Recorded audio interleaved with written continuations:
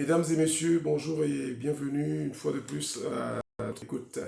Je suis Léonard Franja, le directeur de publication du journal en ligne des visages d'Afrique.online. Ce journal panafricain bilingue, journal des visages d'Afrique en un mot.online.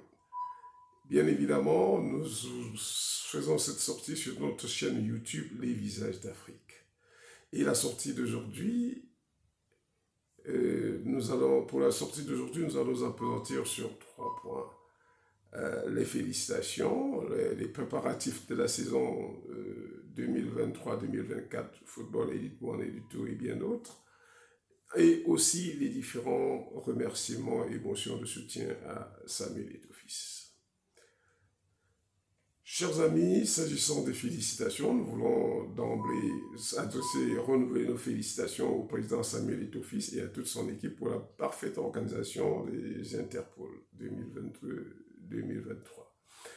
Et féliciter aussi l'équipe de CES Isosa qui a remporté, qui a été accueillie par toute la population de la région du Sud-Ouest et à qui d'ailleurs le gouverneur de la région a promis de faire les pieds et des mains pour que toutes les élites de la région puissent les soutenir. Je voudrais aussi et surtout féliciter notre frère, notre compatriote Tchokito.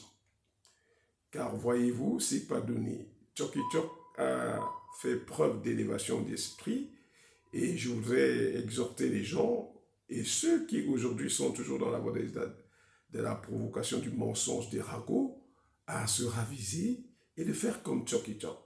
Tchokito a fait preuve de personnalité, disais-je, parce que c'est pas très bien quand on a un certain âge, une certaine carrure, une certaine personnalité, on ne devrait pas verser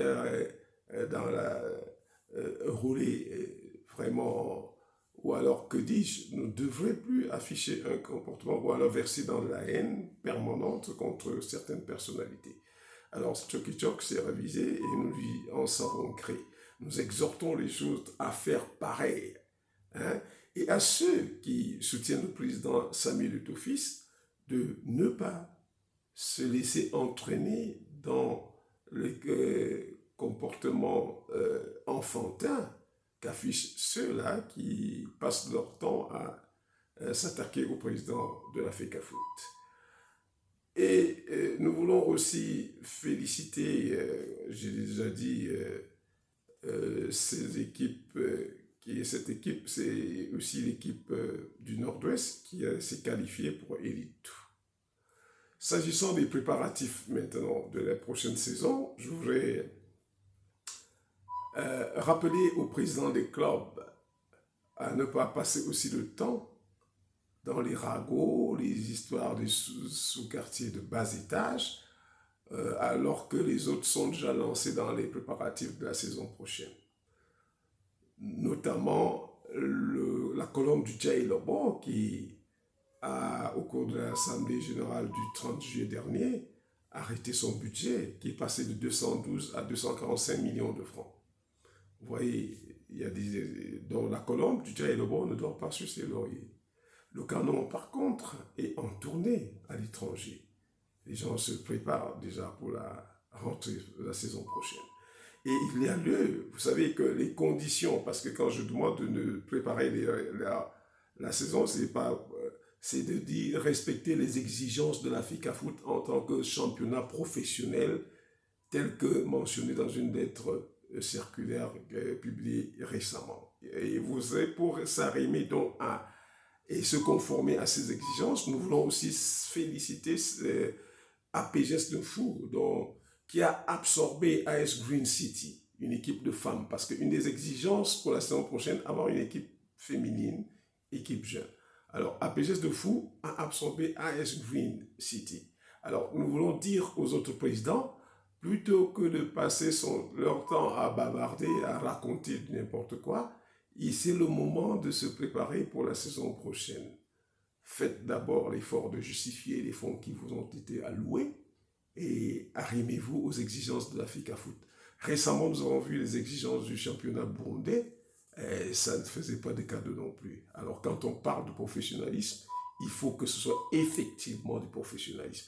Il faut que les footballeurs camerounais puissent jouir de leur talent en vivant chez eux. Donnez-leur l'occasion de s'épanouir. Je voudrais enfin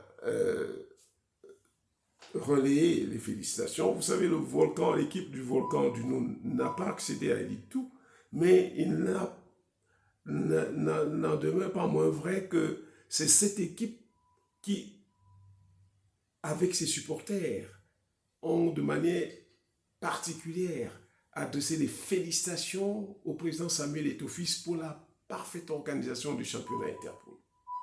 Alors, je voudrais aussi faire état du soutien de la Ligue de football départementale de la Haute-Sanaga, qui a une fois de plus affirmé son soutien total au président Samuel Eto'o-Fils. Je vous exhorte donc, chers compatriotes, et à vous les journalistes, d'être des exemples. Soutenez la juste cause. Et malgré vos relations, on sait que pendant des années, vous avez eu des relations fraternelles, paternalistes même et amicales avec certains présidents de clubs et à certaines autorités du pays. Mais par rapport à la conscience professionnelle, je voudrais vous exhorter à demeurer des journalistes lucides, qui se battent, qui donnent des informations fiables pour favoriser l'émergence d'un nouveau championnat, d'un championnat véritablement de football véritablement professionnel au Cameroun. Alors, je voudrais vous exhorter à vous inscrire dans cette logique, hein, plutôt que de vouloir faire plaisir à certains. La conscience, le journaliste est comme Saint Jean-Baptiste dans la Bible. Jean-Baptiste qui dénonçait Hérode et Hérodiade et à qui on a coupé la tête.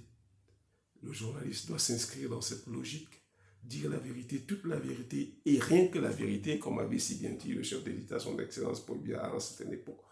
Soutenons le président Samuel Eto'o qui a de bons projets pour le football camerounais, car on a même l'impression que Samuel Eto'o est comme Moïse dans la Bible. On dit que Moïse voyait Dieu face à face.